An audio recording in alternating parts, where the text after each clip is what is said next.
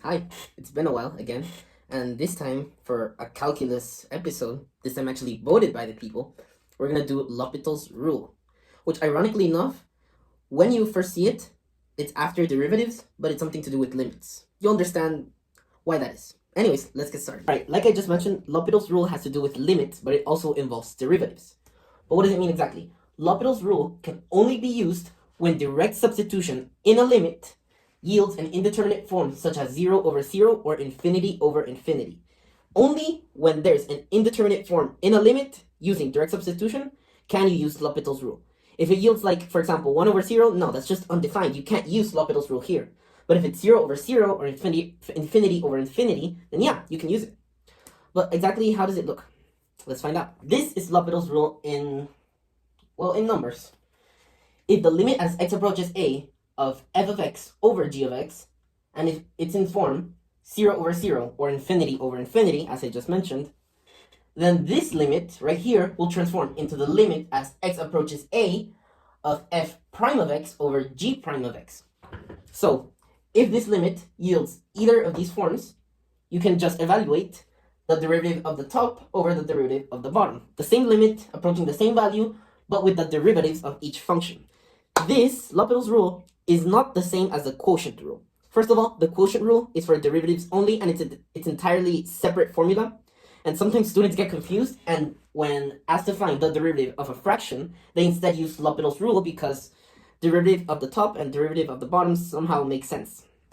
That's not the case. This is not the same. This is for limits. The quotient rule is for derivatives only. But let's try a couple of examples here.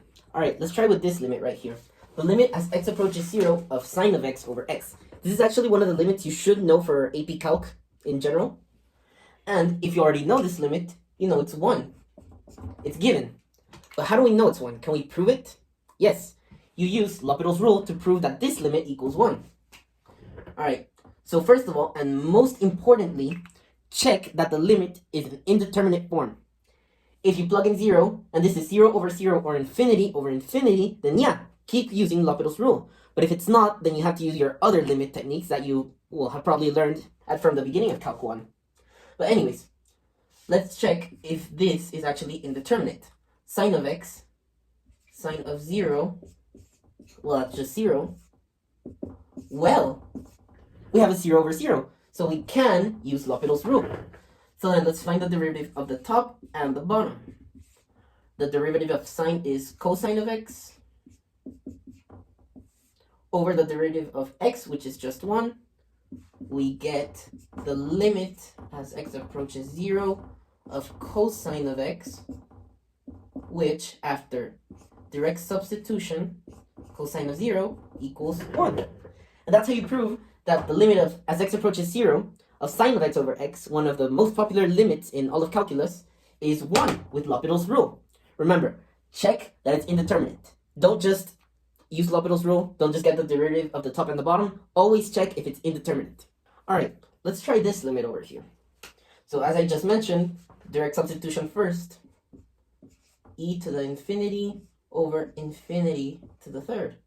But wait, this is in fact infinity over infinity, so we can use L'Hopital's rule. Yes, I know that I've said 1,000 times before, some infinities are bigger than others. But let's just ignore that for now, because, well, there's no real way to prove that one infinity is bigger because they all look the same, even though they don't represent the same thing. So let's just assume these two infinities, well, neither of them are bigger than each other, but they don't cancel out. Let's just leave them like that. So now, let's take the derivative of the top and the bottom using L'Hopital's rule. That doesn't change. Now let's use direct substitution. But wait, this is still indeterminate. What can we do here? Well, the neat part about L'Hopital's rule is that you can keep using it over and over and over again until you don't get an indeterminate form. So as we can see here, we have to continue using it. Limit as x approaches infinity of, again, e to the x. The derivative of this is 6x. But wait, we still have to use it again because it's still infinity over infinity. One more time, let's try.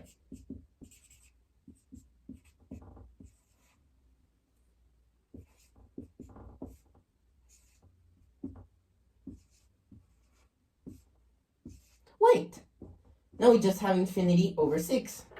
Since, again, infinity is an extremely large number, divided by 6, it's not going to make a difference. So it's just infinity.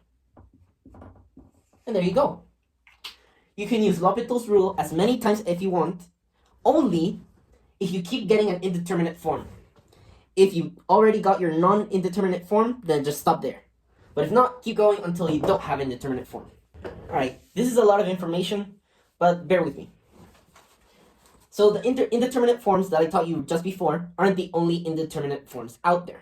There's a lot more, sorry. 0 times infinity, infinity minus infinity, 1 to the infinity, infinity to the 0, 0 to the 0, you name it. There's so many.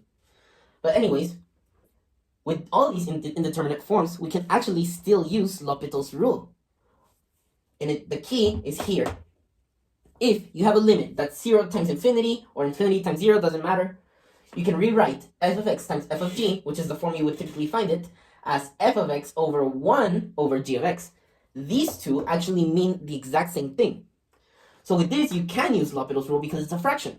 And you will get infinity over infinity, or 0 over 0. It's perfect. Now, for infinity minus infinity, you would combine terms, then use the same method again. Now, here is the tricky part, the exponential forms.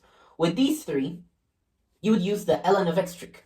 First of all, let y equals f of x to the g of x, like what you would have here. Use direct substitution. Oh no, it's indeterminate. So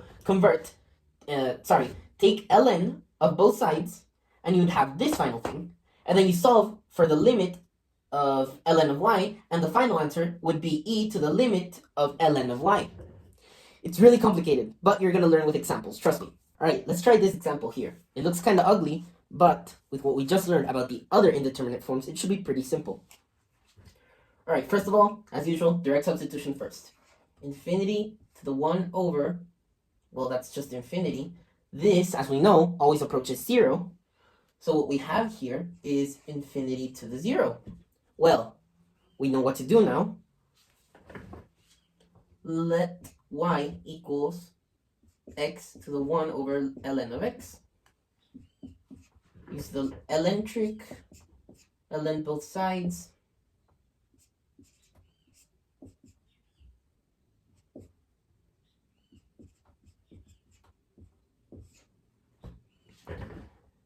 Now, this requires a lot of space, but trust me, you'll be fine. We can bring the exponent here, because that's how the logarithm properties work. We would have 1 over ln of x times ln of x. But wait, what do we have here? These two cancel out. So we're just left with ln of y equals 1. Or the limit as x approaches infinity of 1 is just 1. So what do we do now? Well, first of all, let me write it in stone so you don't get confused.